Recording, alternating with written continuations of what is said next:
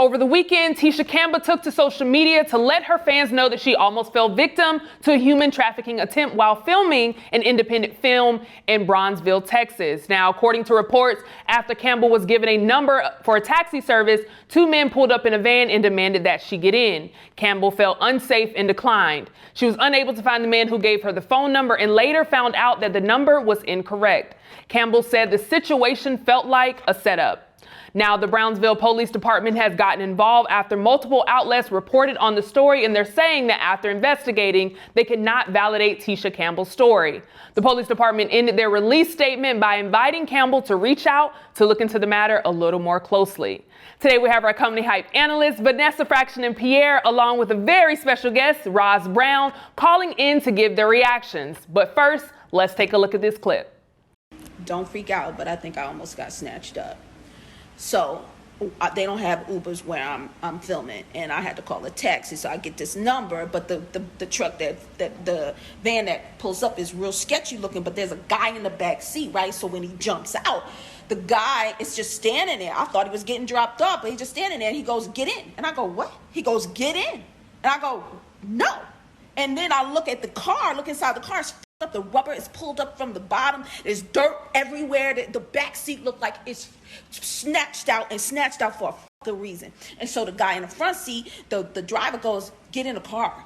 And I go, "Well, I'm not getting in the car." And the guy in the back is like kind of mushing his body towards me to get in the car. And the guy says, "Well, then get in the front seat then." And I said, "I'm not getting in that car. Fuck y'all. Fuck out of here," right? I asked the lady at the front desk, I said, "Yo, who's the guy that gave me this number?" And she was like, "Why would he give you this number?" Yo, this trafficking shit is real, but they got me fucked up. They got me fucked up. Because I ain't Gina, bitch. Now, as mentioned in her caption, this was a video that she originally sent to her brother and then later decided to post it, to social media. So I want to get your reactions. Pierre, when you first saw this, because I know now we have more, info on it, what were your thoughts? Well, they had the TV character fucked up, okay? And this was Tisha from New York was up there. A couple things I thought, why don't they have a car service for her? She's a queen, she's a star. Why don't they have a car service for her? So how low is this movie's budget? Okay, can they not find a car service for this sister? So that was crazy. I'm just glad that she didn't get in the car. And I'm glad she didn't get in it. So we still have Tisha here. Absolutely, Pierre. So, Roz, first of all, thank you so much for joining us today. I know, this is breaking news. I want to get your thoughts. What's your reaction after seeing that video? I think, first of all, the video, I wouldn't have put that video out there. I mean, it looked like a TikTok video to me. I had to look, is this Tisha? And for her to say, the way she said it, it was really like, if something happened to me like that, I would be more sincere in my delivery because it was personal to me. I don't know. I mean, I'm not taking it away that it did not happen to her, but I wouldn't have put it out like that if it was me and it happened to me. I would be more sincere and deliberate in my presentation and who I was addressing, because I'm addressing other young ladies, and I would want them to get it because it is serious. Sex trafficking is serious, and I don't know. Maybe I'm just from a different generation because I know about sex trafficking all along. I mean, just being Black women in America, we always got to be on our game. Absolutely, and as I mentioned, so she when she made the video, it wasn't strictly for social media. She first sent it to her brother, and then later decided to release that same video to the public. But Vanessa, I want to get you to chime in on this as well. What's your reaction after seeing that video? I'm with Sister Roz. Roz, one of the first things I say, I know that Tisha adorns her signature wide smile. So it was very hard for me to find, like, were you sad? Because it just seemed a little too playful for me for something that was so serious. As Pierre said, they didn't have a car service. Sometimes that's not, that's not available, sometimes depending on the budget. But as a professional, I teach self-defense. I have self-defense classes. They're called Kicks and Comedy. We have a little bit of fun, but we also teach the seriousness of protecting yourself. And to take a number from someone, you know what I mean, that you don't know, and call the number and have somebody come pick you up, that just seems quite strange to me when you have a cell phone in your hand and you can look up a reputable taxi service, look at the reviews, that kind of thing, and make sure that that's someone that's safe to come in. Furthermore, you should have filed a report. Why are you not filing a report? You know what I'm saying? Like, it just if you have a phone number, that's like a heavy thing. I got a phone number. Go call these people. Let's reverse dial. Let's find out what happened. And then number 3, that was way too much conversation. How was you saying, no, fuck that. Fuck that. I ain't getting in. What you say? What you say? No, I'm not getting in for you neither. No, fuck all that and all this different shit. Run your ass back in there to safety and then let the authorities know that there might be a problem in the community. Right. And, there are a lot of people that are also skeptical. So I want to read a couple tweets and then we'll continue the conversation. So one user said, let me find out Tisha Campbell is having a Jussie Smollett moment. Shaking my head. Another user says, I hope Tisha Campbell didn't pull a Jussie. Why are celebrities lying for attention? What happened to the old-fashioned nude leak? Lastly, another user says, so Tisha Campbell out here lying about getting assaulted. In Texas, no Uber or Lyft in town. The freak are you talking about, Gina? So Pierre, I want to come to you. It seems there's a lot of skepticism here. Obviously, there are some holes that need to be filled, but also, we can't ignore that it seems when a Black woman comes forth or just anyone in our community that there's always that you're guilty until proven innocent. So I want to start with you. Why do you think Black women can't be easily seen as victims as their counterparts? Well, like the two young ladies said, with this scenario, which not for me, but other people looking at it, I guess she was too playful with it. She was too, with the head rolling or whatever the situation, teeth showing. They feel like, hey, you didn't come like you're, crying and somebody got me. The Lord had me say, she didn't come that way. Maybe people believe Black women more that way, but if they have too much energy and too many smiles, I don't necessarily think she's lying. I mean, time will come out until it will be proof. Yes, maybe she should have gone to the authorities, but like I said, this was to her brother. I'm hearing this was to her brother, and she was pissed off and upset. She's like, sometimes you feel like that. Now, to move further along, yeah, I guess she should report. Yeah, she should report it. The number and the situation to the authorities, which say they didn't report it. Well, when you don't report it, you can look like you're not telling the truth, and then there it goes. That's not helping Black women's image and trying to get themselves saved or helped out and protected. So, it's an unfortunate situation. Thank God, if it happens, she's safe. If it didn't happen, he'll come out and she'll be the butt of the jokes again, like Jussie was. So.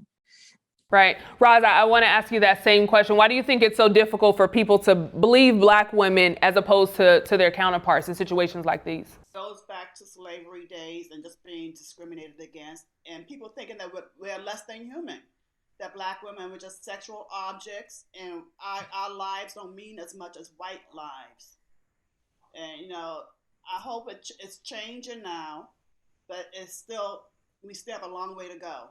Right. Vanessa, I want to give you an opportunity to chime in on that. What are your thoughts or what do you have to say to that? Echoing, a lot of what the writer was saying, Roz, as she was saying, Black skin is sometimes automatically villainized. You know what I mean? Or you're already, as Black women looked at as hypersexual, even from slavery, when we were getting raped, it was like, well, you must have been, throwing kisses at the damn slave master or something. You know what I mean? So it's a long history of disbelief.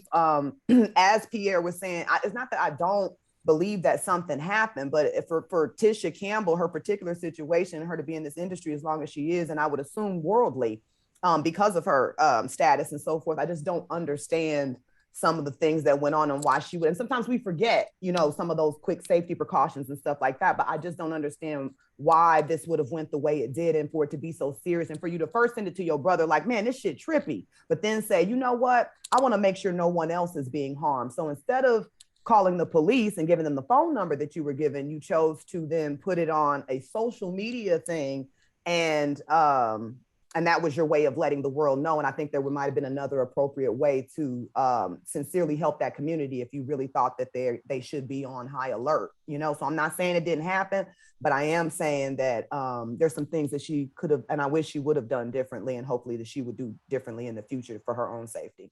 Right. And I think for me, looking at the situation, I do feel there are holes or questions that aren't answered. But I do hope that more people kind of look at situations like this and just you're innocent until proven guilty. So I'm not going to say that you're lying or use the things that I feel like you should have done or you could have done this, because we all react differently in every situation. I myself have been in harmful situations where I didn't file a police report.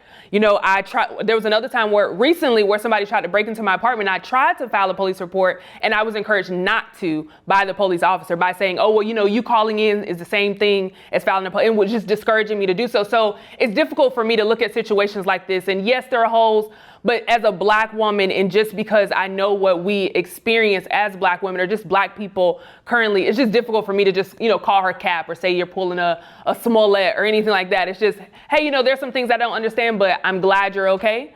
And I hope, as this continues to unfold, that it's handled and taken care of, and no one else has to experience that on a set. These conversations definitely need to be had. I think having different perspectives, it brings us together to be able to say, like, hey, I was thinking of that. Maybe I can look at it differently because I got somebody else's point of view. And just to make sure we mention those ladies' names that you referenced, and thank you so much for bringing that up, Vanessa. So Lauren Smith Fields, who was 23, and Brenda Lee Rawls, who was 53, both were found dead in Connecticut. Their families found out about their deaths not from the police department, not from anybody with authorities, but from their landlords and neighbors. Once they did an investigation specifically with Lauren, they found that when she went on the date, there was no foul play. Now they have reopened the investigation, and now we have 2 officers that have been suspended because they didn't do a thorough investigation. So it's just difficult to hear stories like that and then be like, oh, hey, I'm gonna trust this investigation as well. But I'm glad that Ms. Campbell is okay and well, and I hope that as this continues to unfold, we find out more information that